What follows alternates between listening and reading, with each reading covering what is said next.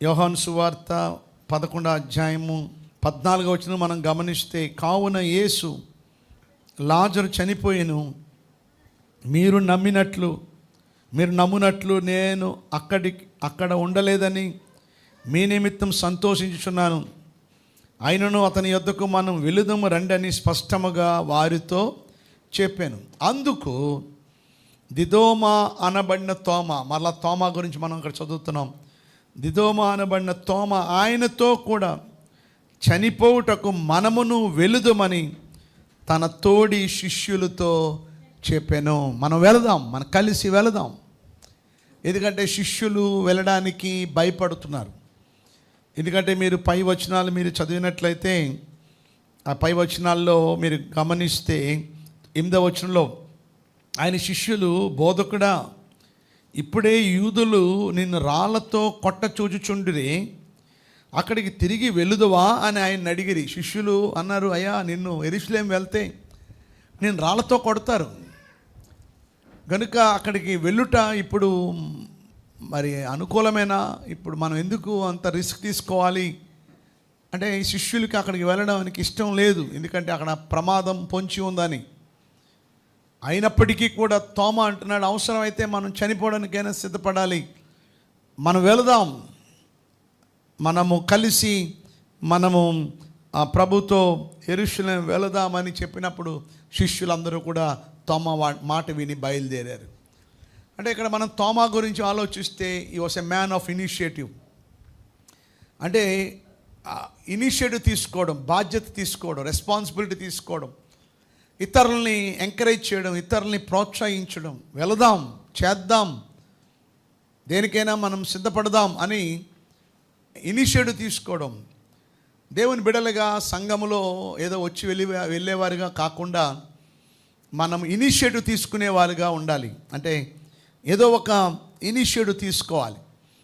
మీరు బాగా గమనిస్తే నెహెమియా గ్రంథములో నెహెమియా గురించి ఆలోచిస్తే, నెహెమియా ఇనిషియేటివ్ తీసుకున్నాడు. అమ్మ, నువ్వు యూదురాలవే అనే విషయాన్ని మర్చిపోవద్దు, నువ్వు కూడా అందరితో పాటు చనిపోతావు కనుక జాగ్రత్త అని చెప్పినప్పుడు ఆమె కూడా ఇనిషియేటివ్ తీసుకుంది. ఆమె కూడా ప్రార్థన చేసింది, దేవుడు కార్యాన్ని జరిగించాడు. మీకు అర్థమవుతుందా? మీకు ఉన్నారా అలాంటి ఎస్తేర్లు? ఉన్నారా అలాంటి నెహెమియాలు? ఉన్నారా అలాంటి తోమాలు? అలాగే బైబిల్లో మీరు గమనిస్తే దావీదు ఇనిషియేటివ్ తీసుకున్నాడు. లేకపోతే ఫిలిస్తీన్ల చేతిలో ఓడిపోయేవారు ఇశ్రాయేలీలు. ఎవరు కూడా ముందుకు వెళ్ళడానికి ఇష్టపడలేదు. ఎందుకంటే అందరూ భయపడ్డారు ఆ అజానుభావుని చూసి. ఆ 11 అడుగులు 11 అంగుళాలు ఉన్న అజానుభావుని, లేక 9 అడుగులు 9 అంగుళాలు ఉన్న ఆ ఎత్తైన మనిషిని చూడగానే, ఆ యుద్ధ వీరుడిని చూడగానే అందరూ వెనక్కి స్టెప్ వేశారు, బ్యాక్ స్టెప్ వేశారు. But David was a man of initiative. ఈరోజు ఒక్కరు చాలు అలాగా సంఘంలో ఇనిషియేటివ్ తీసుకుంటే గొప్ప ఉజ్జీవంతో అద్భుతమైన సేవ మనం చేయడానికి అవకాశం ఉంది.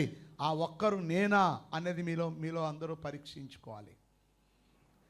ఆ 5 రొట్టెలు 2 చేపల చిన్న బాలుడు తన కోసం తెచ్చుకున్నాడు, కానీ అతడు ఇనిషియేటివ్ తీసుకున్నాడు. అతడు తనకున్నది ఇవ్వడానికి ఇష్టపడ్డాడు. అతడు ఇవ్వడానికి ఇష్టపడ్డాడు కనుక అతడు యేసయ్య చేతిలో పెట్టాడు కనుక ఆ దినం 20,000 మంది దాకా భోజనం చేశారు. 5,000 మంది పురుషులు తిన్నారు. దేవుడు పని చేయాలి అనే ఆసక్తి కలిగి ఉండండి. ఇలానే చెప్పుకొని పోతే నా వర్తమానం తోమా గురించి కాదు, బట్ సందర్భం వచ్చింది కనుక కొన్ని మాటలు చెప్తూ ఉన్నాను. అవసరమైతే ప్రభు కోసం చనిపోవడానికైనా సిద్ధమే, మనం వెళదాం అంటున్నాడు. అంటే దాని అర్థం ఆయనకున్న ప్రేమ, ప్రభు ఎడల ఆయనకున్న ప్రేమ మనకు అక్కడ అర్థమవుతుంది. The love towards Jesus. ఈరోజు ప్రభువుని ప్రేమించే వాళ్ళు ఎంతమంది ఉన్నారు చెప్పండి? తోమా ప్రభువుని ప్రేమించాడు. మిగతా వాళ్ళందరూ కూడా భయపడ్డారు, ఎందుకు మన రాళ్లతో మనల్ని కూడా కొడతారు, వద్దు అన్నప్పుడు తోమా అంటున్నాడు, ఎస్, చనిపోవడానికైనా మనం సిద్ధపడాలి, భయపడొద్దు అంటున్నాడు. ప్రభుని ప్రేమిద్దాం. మూడోది మనం గమనిస్తే ధైర్యం. He was a man of courage, ధైర్యశాలి. సో ధైర్యంతో మిగతా వాళ్ళని కూడా ఎంకరేజ్ చేశాడు, వారికి కూడా ధైర్యాన్ని నింపాడు. అందరూ బయలుదేరారు యెరూషలేముకి. సో తోమా గురించి చెప్పాలంటే, he was man of initiative, he was a man of love, he was a man of courage. మనం కూడా బాధ్యత తీసుకునేవారిగా ఉందాం, ప్రేమించేవారిగా ఉందాం, మూడవదిగా మనము ఇతరుల్ని బలపరిచేవారిగా మనం ధైర్యంగా మనం ఉందాం, అలాగా ముందుకు సాగుదాం. ఆమెన్. దేవుని వాక్యం ఎంత ప్రాముఖ్యమో మనం ఇప్పుడు చూస్తున్నాం. మొదటిగా మనం గమనిస్తే రోమాపత్రిక 10:17 కాగా వినుట వలన విశ్వాసము కలుగును, వినుట క్రీస్తును గూర్చిన మాట వలన కలుగును. సో మొదటిగా మనం గమనిస్తే ప్రతి ఒక్కరూ దేవుని వాక్యాన్ని వినాలి. ఇది నాలో ఎంతమంది ఎక్కువ సమయాన్ని వాక్యాన్ని చదువుతున్నారు చెప్పండి? టీవీ చూడడానికి ఎక్కువ సమయం ఇస్తాం, ఫోన్కి ఎక్కువ సమయాన్ని ఇస్తున్నాం. నేను ఎంతమంది కనీసం అరగంటైనా మేము వాక్యం చదువుతున్నాము ప్రతిరోజు? మూడోది చదవండి, యోహాను సువార్త 5:31. ఎవరైనా చదవండి. యోహాను సువార్త 5:31. నన్ను గూర్చి, యోహాను సువార్త 5:31. నన్ను గూర్చి నేను సాక్ష్యము చెప్పుకొనిన ఎడల, నా సాక్ష్యము సత్యము కాదు, నా సాక్ష్యము సత్యము కాదు. నన్ను గూర్చి సాక్ష్యమిచ్చు వేరొకడు కలడు, ఆయన నన్ను గూర్చి ఇచ్చు సాక్ష్యము సత్యమని ఎరుగుదును. వీరు యోహాను నొద్దకు కొందరిని చదవండి. వీరు యోహాను నొద్దకు కొందరిని పంపితిరి, అతడు సత్యమునకు సాక్ష్యం ఇచ్చెను. నేను మనుషుల వలన సాక్ష్యం అంగీకరింపను గాని మీరు రక్షింపబడవలనని ఈ మాటలు చెప్పుచున్నాను. అలాగే ఇక్కడ మనం గమనిస్తే 5:31 నన్ను గూర్చి నేను సాక్ష్యం చెప్పుకునే ఎడల నా సాక్ష్యము సత్యము, నన్ను గూర్చి సాక్ష్యం ఇచ్చి వేరొకడు కాలడు, ఆయన నన్ను గూర్చి ఇచ్చి సాక్ష్యము సత్యమని ఎరుగుదల నేను. అలాగే మనం గమనిస్తే ఇంకొక వాక్యాన్ని మనం చదువుకుందాం. అలాగే ఉండి యోహాను సువార్త 2:20 చదవండి. 2:20. యూదులు ఈ దేవాలయము 46 సంవత్సరములు కట్టిరే. 19 చదవండి. యేసు ఈ దేవాలయమును పడగొట్టుడి, 3 దినములలో దాన్ని లేపుతునని ప్రభు ఏమన్నాడు చెప్పండి? ఈ దేవాలయాన్ని పడగొట్టుడి, 3 దినములలో దాన్ని లేపుతునని వారితో చెప్పాను. యూదులు ఈ దేవాలయము 46 సంవత్సరములు కట్టిరే, నువ్వు 3 దినముల్లో దానిని లేపుదువా? సో ప్రభు ఏమన్నాడు చెప్పండి? ఈ దేవాలయాన్ని పడగొట్టండి, నేనేం చేస్తాను? 3 దినముల్లో దాన్ని ఏం చేస్తాను? కానీ వారేమంటున్నారు? ఈ దేవాలయాన్ని ఎన్ని సంవత్సరాలు కట్టారు, దీన్ని 3 దినాల్లో లేపుతావా అంటే వారికి ఏమవ్వలేదు. ప్రభు చెప్పిన మాటలు, ప్రభు చెప్పిన వాక్యం వారికి ఏమవ్వలేదు, అర్థం కాలేదు. ఈరోజు మూడోది రాసుకోండి, వాక్యాన్ని గ్రహించాలి, వాక్యాన్ని అర్థం చేసుకోవాలి. ఈరోజు చాలామంది వాక్యాన్ని గ్రహించలేకపోతున్నారు, వాక్యాన్ని అర్థం చేసుకోలేకపోతున్నారు. అందుకే వాక్యాన్ని సరైన రీతిగా ప్రేమించలేకపోతున్నారు. మంగళవారాలు బైబిల్ స్టడీకి రాలేకపోతున్నారు, ప్రతిరోజు దేవుని వాక్యాన్ని చదువుకోలేకపోతున్నారు. ఎందుకంటే ఆ వాక్యం వారికి అర్థం కావట్లేదు, వారు గ్రహించలేకపోతున్నారు. ఈరోజు వాక్యాన్ని గ్రహించండి, వాక్యాన్ని అర్థం చేసుకోవాలి దేవుని బిడ్డలుగా. సో చెప్పండి, మొదటగా ఏం చేయాలి? వాక్యాన్ని వినాలి, రెండోది వాక్యాన్ని చదవాలి, మూడోది వాక్యాన్ని గ్రహించాలి, నాలుగోది మనం గమనిస్తే కొలసీ పత్రిక 1:7 చదవండి. కొలసీలు రాసిన పత్రిక 1:7 ఎఫ్ఎఫ్రా ఒక నమ్మకమైన వాడు. ఈ కొలసీ సంఘము కూడా ఆయన ద్వారా ఏర్పాటు అయింది. ఆయన ద్వారా మీరు ఈ సంగతులన్నీ ఏం చేశారు? మీరు నేర్చుకున్నారు. అంటే నాలుగోదిగా మనం గ్రహించవలసింది ఏంటి అంటే, వాక్యాన్ని వినడమే కాదు, వాక్యాన్ని చదవడమే కాదు, వాక్యాన్ని గ్రహించడమే కాదు, నాలుగోది ఏం చేయాలి? వాక్యాన్ని నేర్చుకోవాలి, వాక్యాన్ని నేర్చుకోవాలి. కానీ క్షమాపణ గురించి చెప్తున్నాడు. క్షమాపణ గురించి చెప్తూ, ఇదిగో పేతురు ఎన్నిసార్లు క్షమించమని అడిగాడు ప్రభుని. అప్పుడు ప్రభు చెప్పాడు, ఎన్నిసార్లు చెప్పండి? 70,000 సార్లు అన్నాడు. ఏమన్నా చెప్పండి? 70,000. 70,000 అంటే మనం దగ్గర మనిషి బతికేది 70 సంవత్సరాలు కనుక, మహా అయితే బ్రతుకుతాయి 80 సంవత్సరాలు కనుక 70-80 సంవత్సరాలు అని అలా చెప్పుకుంటూ వెళ్ళిపోతున్నాడు.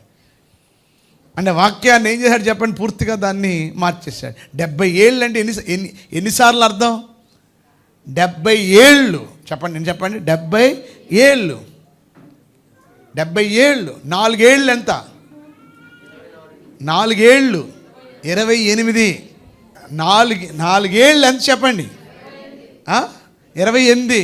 70 ఏళ్ళు 490 సార్లు. అంటే ఇప్పుడు మీ ఆవిడ ఏదో తప్పు చేసింది అనుకోండి, పొరపాటు చేసింది, ఏదో నేను మాట్లాడింది, క్షమించు ఒకసారి. ప్రభు ఒకసారి క్షమించాలా, 2 సార్లా, 3 సార్లా, 4 సార్లా అని అంటే ప్రభు అన్నాడు 70 ఏళ్ళు అన్నాడు. 70 ఏళ్ళు అంటే 490 సార్లు. అంటే దాని అర్థం ఏంటంటే పరిమితం లేదు, ఎన్నిసార్లైనా నువ్వు ఏం చేయాలి అని ప్రభు పేతురుకి చెప్పాడు. సో 490 సార్లు అన్నదానికి ఆయన ఏం చెప్పాడు? 70 సంవత్సరాలు అని చెప్పాడు ఆయన. మరి 1,00,000 మంది కూర్చున్నారు, అందరూ అలాగే వింటున్నారు వాక్యం. నేను అప్పుడే జస్ట్ ఏదో దాంట్లో యూట్యూబ్లోకి వెళ్తూ నా ఏదో మెసేజ్ కోసం నేను ఏదో ప్రిపేర్ అవుతుంటే ఆ బిట్ ఒకటేనా అంతే, అంటే మళ్ళీ ఆపేశాను నేను. ఈరోజు సంఘాలు అయితే లక్షలు వెళ్తున్నారు, కానీ అక్కడ ఏం లేదు చెప్పండి, సరైన వాక్యము లేదు. ఇంకొక ఆయన చెప్తున్నాడు ఇంకొకటి, ఇవన్నీ ఎందుకులేండి లైవ్లో, ఇక్కడ వాళ్ళందరూ నా స్నేహితులే, మరలా వాళ్ళు నాకు మరలా ఏంటి పాస్టర్ గారు నా గురించి ఏంటి మీరు అలా చెప్పారంటారు. సో కానీ నేను అనేది ఏంటంటే ఎందుకు ఇలా తప్పులు చెప్తున్నారు అంటే వాక్యం సరిగ్గా గ్రహించలేకపోవడం వల్ల. అందుకే ప్రతి ఒక్కరూ ఏం చేయాలి? నేర్చుకోవాలి. బైబిల్ ఏం చేయాలి చెప్పండి? అప్పుడు తప్పు ఏంటో మీరు ఏం చేయగలరు? వెంటనే ఏం చేయగలరు? మీరు తెలుసుకోగలరు. మీకు 500 నోటు దొంగ నోటు ఇచ్చాను అనుకోండి, ఒక కట్టలో పెట్టి 500 కట్టలో ఒక దొంగ నోటు పెట్టి మీకు ఇచ్చాను అనుకోండి, మీరు 500 నోట్లో నుంచి ఆ దొంగ నోటు తీయగలరా? మీరు తీయగలరా? ఇంకా దొంగ నోటు కూడా మంచి నోట్లాగే కనపడుతుంది, మీరు తీయలేరు. అందరూ చూస్తున్నారు, ఇలా చూస్తారు అంతే, ఉట్టిదే ఏదో మీకు అది తెలిసినట్టు, అక్కడ మీకేం తెలియదు అక్కడ. అదే ఒక బ్యాంక్ క్యాషియర్కి ఇవ్వండి, ఆ బ్యాంక్ క్యాషియర్ ఈ మధ్య అయితే మిషన్లు ఉన్నాయి, కానీ ఇంతకుముందు మిషన్లు కాదు, చేత్తోనే ఏం చేసేవారు, అసలు ఎంత స్పీడ్ లెక్కేటంటే మిషన్ కూడా పనిచేసేది కాదు, అంత స్పీడ్గా మాట్లాడుతున్నాయి, అలా మాట్లాడుతూ లెక్కెట్టేవారు. మరి మీ బ్యాంకుల్లో తెలిసేది, మీకు తెలుస్తుంది. కానీ అంత స్పీడ్లో లెక్కెడుతూ కూడా ఏం చేస్తాడు చెప్పండి? ఎందువల్ల చెప్పండి? ఏది అలవాటు అయింది దానికి? ఆయనకి మంచి నోట్ల మీద ఏముంది చెప్పండి? ఆయనకి రోజు మంచి నోట్లు లెక్క పెడుతున్నాడు గనుక ఏది దొంగ నోటు అనేది ఏం చేయగలడు చెప్పండి? వెంటనే ఏం చేయగలడు? మనం నెలకొకసారి లెక్కెడతాం కనుక మనకు తెలీదు, వాళ్ళు రోజు లెక్కెడతారు కనుక ఆ స్పర్శ అనేది వారికి. నా మాటలు మీకు అర్థమవుతున్నాయి మీకు? నేనే కానీ మిమ్మల్ని అన్నాను జక్కయ్య గురించి చెప్తూ, జక్కయ్య ఏనుగెక్కాడు అన్నాను అనుకోండి, ఏనుగెక్కి ఏసే దగ్గరికి వచ్చాడు. అప్పుడు జక్కయ్య అన్నాడు ఏసైని చూసి, జక్కయ్య నువ్వు మా ఇంటికి రావాలా కనుక నువ్వు ఏనుగెక్కు, ఇద్దరు కలిసి మా ఇంటికి వెళ్దాం అని అంటే మీరు ఏమంటారు చెప్పండి? జక్కయ్య ఏనుగు కాదండి ఎక్కింది, మేడి చెట్టు ఎక్కాడండి.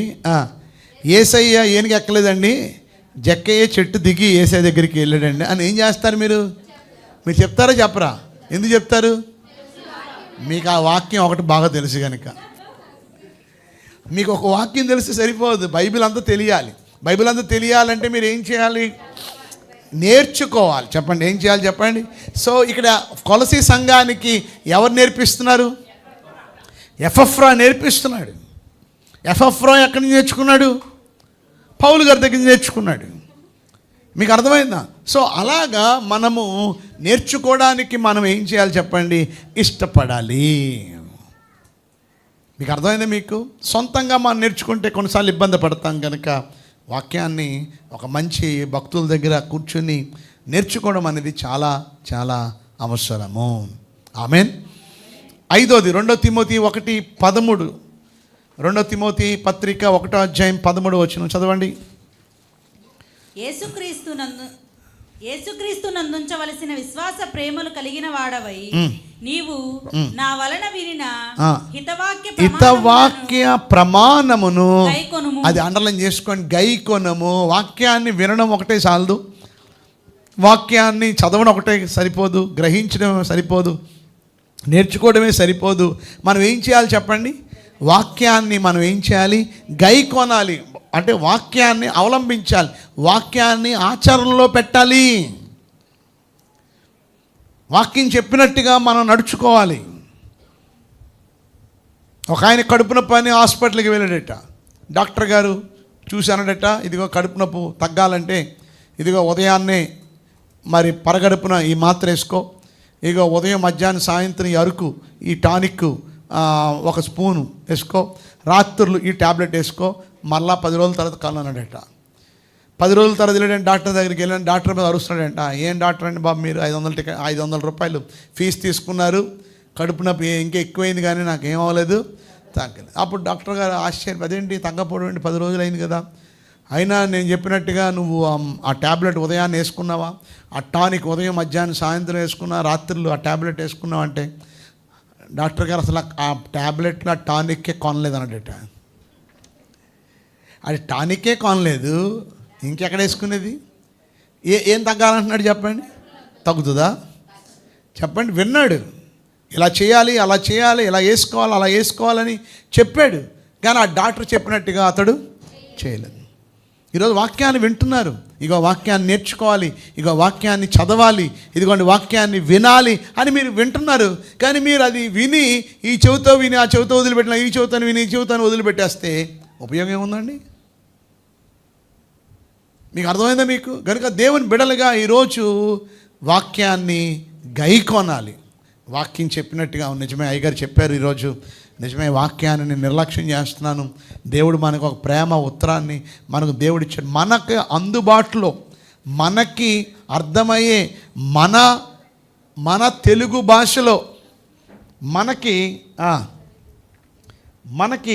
చెప్పండి, మనకి ఇవ్వబడిన ఈ బైబిల్ని మనం ఎంతగా మనము ప్రేమించాలి చెప్పండి. నేను లాస్ట్ ఇయర్ కన్నా ముందు ఇయర్ అమెరికా వెళ్ళినప్పుడు అది ఒక బైబిల్ మ్యూజియం, అది చాలా పెద్ద మ్యూజియం అది. కానీ అందులో నేను గమనించింది ఏంటంటే చాలా భాషల్లో ఇంకా బైబిల్ తర్జుమా చేయబడలేదు.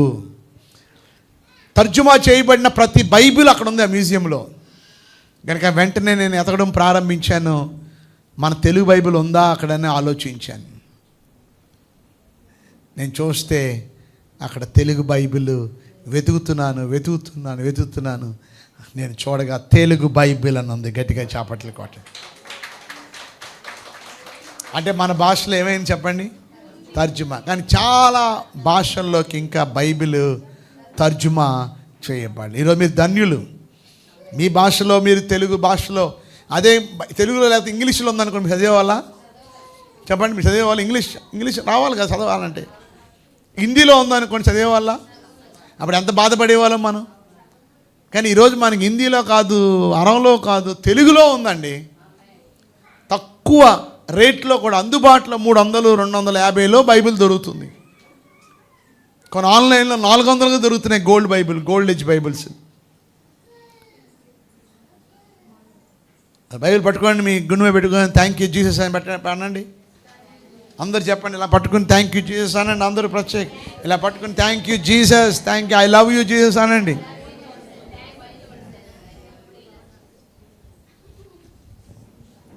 నేను ఏ దేశం వెళ్ళినా ఫస్ట్ నేను ఫస్ట్ బైబిల్ పెట్టుకుంటాను. నేను ముందు నేను ఏదైనా ఊరు వెళ్తే ముందు నేను చూసుకునేది బైబిలు, నా పాస్పోర్ట్లు. నా ఒక పాస్పోర్ట్ 3 పాస్పోర్ట్లు ఉన్నాయి, ఆ 3 పాస్పోర్ట్లు పెట్టుకుంటాను, నా బైబిల్ పెట్టుకుంటాను. ఇంక ఏది లేకపోయినా పర్వాలే, ఈ 2 ఉంటే చాలు. ఆమెన్. సో దేవుని బిడ్డలుగా ఈరోజు లవ్ ద వర్డ్, దేవుని వాక్యాన్ని ప్రేమించండి. అంటే వాక్యాన్ని మనం గైకొని. కీర్తన గ్రంథం 1:2, యెహోవా ధర్మశాస్త్రమునందు యెహోవా ధర్మశాస్త్రమునందు ఆనందించుచు దాన్ని దివారాత్రము దాన్ని ధ్యానించువాడు యెహోవా ధర్మశాస్త్రమునందు ఆనందించుచు. ఎంతమంది వాక్యంలో ఆనందిస్తున్నారు చెప్పండి? మీ ముఖాలే చెప్తున్నా ఎంత ఆనందిస్తున్నారో అని.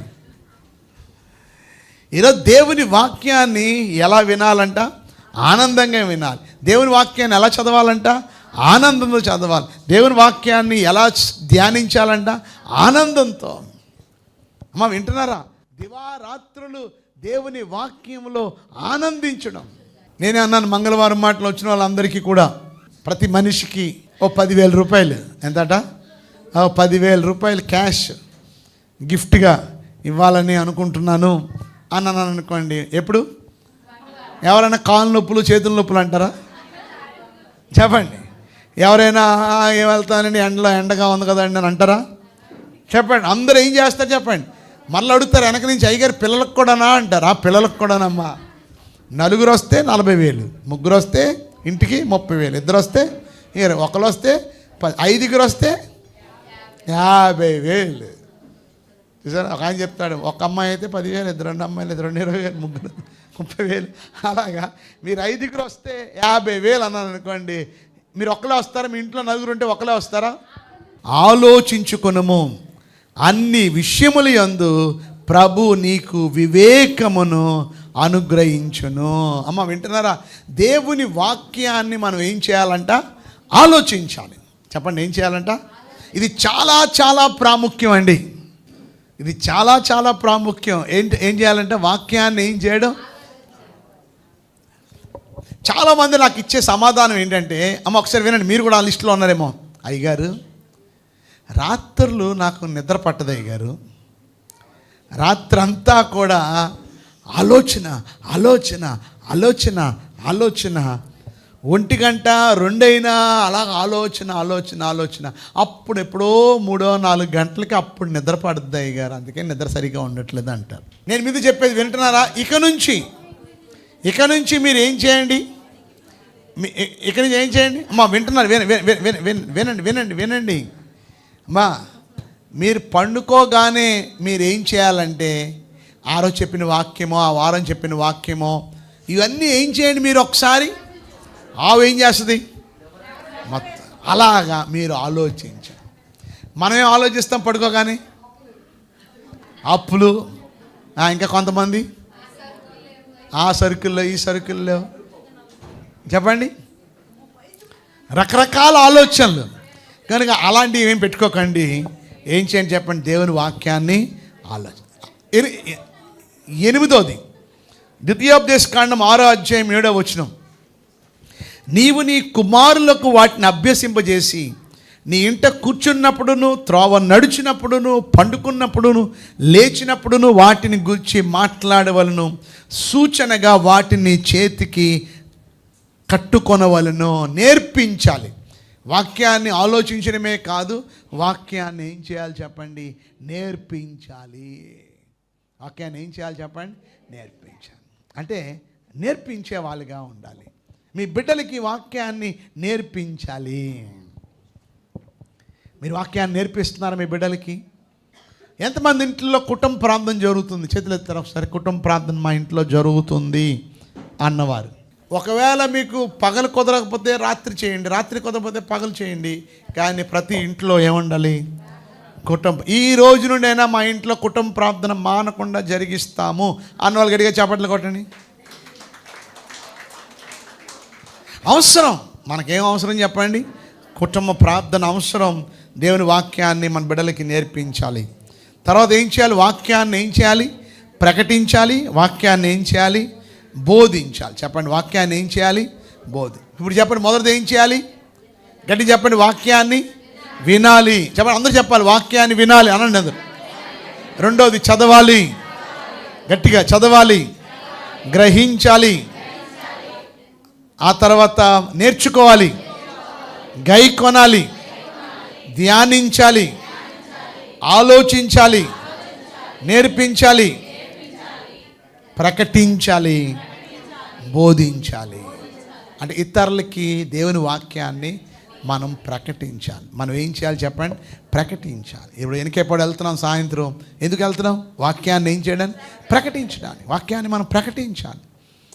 అలాగే మనం ప్రతి నెల సేవకులందరినీ కూర్చోబెట్టి వారికి ఏం చేస్తున్నాం? వాక్యాన్ని ఏం చేస్తున్నాం? బోధిస్తున్నాం. చెప్పండి. బైబిల్ క్లాసుల్లో ఏం చేస్తున్నాం? బోధిస్తున్నాం. NCTSలో ఏం చేస్తున్నాం? బోధిస్తున్నాం. మీకు అర్థమైందా? సో బోధించే వాళ్ళుగా ఉండాలి, ప్రకటించే వాళ్ళుగా ఉండాలి. చూడండి ఎన్ని వాక్యాలు ఉన్నాయి చూడండి. ఎంతమంది వాక్యాన్ని అంత విలువగా ఎంచుకుంటున్నారు చెప్పండి. ఒక క్రైస్తవుడు అంటే తప్పగా వాక్యాన్ని ప్రేమించాలి. కొంతమంది దగ్గర బైబిల్లే ఉండవు, కొంతమంది నోట్బుక్లు ఉండవు. మంచి పద్ధతి కాదు. ఈరోజు విశ్వాసులు మనం అన్నిటిలో మాదిరిగా మనము ఉండాలి. ఆమెన్. అయితే ఈరోజు నేను త్వరగా కొన్ని వాక్యాలు చూపిస్తాను. The benefits of God's word. దేవుని వాక్యం వలన ఏంటి మనకి ప్రయోజనం? దేవుని వాక్యం వినడం వలన, చదవడం వలన, ధ్యానించడం వలన, ఆలోచించడం వలన, గైకొనడం వలన ఏంటి మనకు వచ్చే ప్రయోజనాలు? ద బెనిఫిట్స్ గురించి మనం చూద్దాం. చూడండి 2 తిమోతి 3:16లో దైవజనుడు సన్నద్ధుడై ప్రతి సత్కార్యమునకు పూర్ణముగా సిద్ధపడి ఉన్నట్లు దైవ ఆవేశం వలన కలిగిన ప్రతి లేఖనము ఉపదేశించుటకు. అది అండర్లైన్ చేసుకోండి. ఏమాటంటే దైవ ఆవేశం వలన కలిగిన ప్రతి లేఖనము అంటే దాని అర్థం ఏంటి చెప్పండి? All scriptures is given by inspiration of God. అమ్మా, ఈ బైబిల్లో ఉన్న ప్రతి మాట ఎవరో ఒక పాస్టర్ గారో ఎవరో ఒక ప్రవక్త రాసింది కాదు. బైబిల్ అంతా కూడా 40 మంది రచయితలు రాశారు. కానీ ఎవరు రాశారు? ఇది పరిశుద్ధాత్మ దేవుడు రాశాడు. ఆదికాండం రాసింది ఎవరు? మోషే. కానీ ఆదాం టైంలో మోషే ఉన్నాడా? లేడు. కానీ ఎలా రాశాడు? పరిశుద్ధాత్మ ప్రేరణతో రాయడం జరిగింది. సో ఇది ఏదో మనుషులు రాసిన గ్రంథం కాదు, దైవ ఆవేశం వలన కలిగిన గ్రంథం ఇది. అందుకే మీరు ఆషామాషిగా ఏదో వింటున్నాం, వెళ్తున్నాం, వస్తున్నాం అని అంత తేలిగ్గా తీసుకోకండి. మన రోజు శరీర ఆహారం తినడం వల్ల మనం ఎలా ఉంటాం? స్ట్రాంగ్గా, ఫిట్గా, ఆరోగ్యంగా ఉంటాం. అలాగే ప్రతిరోజు వాక్యం చదువుకోవడం వలన మనం ఎంతో ఆత్మీయంగా, ఫిట్గా, ఆరోగ్యంగా మనము ఉంటాము. Amen, amen. ఈ మధ్య డాక్టర్లు ఏం చెప్తున్నారంటే, ఇంతకుముందు మనుషులు 4 పూటలు తినేవారు భోజనం, మెల్లగా తగ్గించి 3 పూటలకు వచ్చారు. ఇప్పుడు ఏమంటున్నారంటే డాక్టర్స్, మంచి ఆరోగ్యం కావాలంటే 2 పూటలే తినండి. ఉదయం 10 గంటలు తినండి, సాయంత్రం 6 గంటలు తినండి అంటున్నారు. లేకపోతే మీరు మధ్యాహ్నం 1 గంట తినండి, సాయంత్రం 7 గంటలు తినండి. బ్రేక్ఫాస్ట్ మానేయండి. బ్రేక్ఫాస్ట్ అనేది బ్రిటిష్ వాళ్ళు తీసుకొచ్చారు. అసలు బ్రేక్ఫాస్టే లేదు. మనం ఏం చేస్తున్నాం? బ్రేక్ఫాస్ట్లో బజ్జీలు, పూరీలు, ఇడ్లీలు అన్నీ లాగిచ్చేస్తున్నాం. ఇంకా ఆరోగ్యంగా ఉండాలంటే మెల్లమెల్లగా మానేసి 1 పూటే తినండి అంటున్నారు. అమ్మా, డాక్టర్లు చెప్పే మాటలు నా మాటలు కాదు. అంటే ఎంత తగ్గిస్తే అంత ఆరోగ్యం శారీరకంగా. ఇంకా నేనంటాను, ఈ జీవ ఆహారాన్ని ఎంత ఎక్కువగా తింటారో, ఎంత ఎక్కువగా మీరు సమయాన్ని ఇస్తారో అంతగా మీరు బలపడతారు.